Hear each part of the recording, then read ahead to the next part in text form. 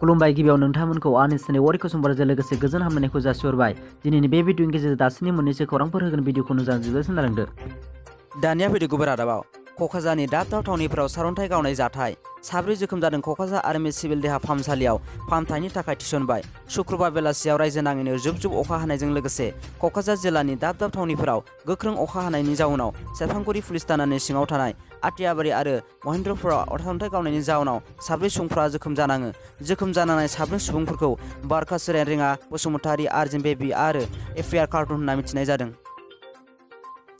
दानिया फैदो गुबै रादाबाव बिटिआर सोरखारनि बेरेखा अल बिटिआर एलपि आरो इउपि टेट क्वालिफाइड एस'सिएशनआ मैया क'क्राझाराव धरना होदोंमोन।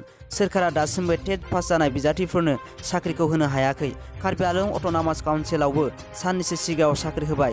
टेट पास जानायफोरनो जोंनि बिटिआर सोरखारा मानो दासिमबो होनो हाया सोंदों बेयाव धरना होनाय टेट पास जानायफोरा। आरो बुंबावदों कुवालिटि इडुकेसननि खोथा बुङोब्ला कुवालिटि टिचारबो थिसननो नांगौ। गुबुन फारसे सिटेट बिजाथिफोरा केस होना दोननाया 427 मासनि थाखाय लसमोन।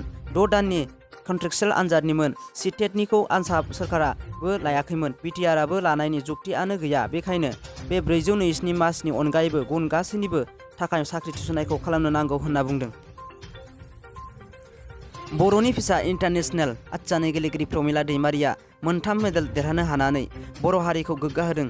उदालगुरि जिल्लानि सिङाव थानाय खाग्राबारि गामिनि आर्चारि गेलेगिरि बर'नि फिसा प्रमिला दैमारिया 2 सनानि मेडेल आरो 1 रुफानि मेडेल देरहासारनो हायो।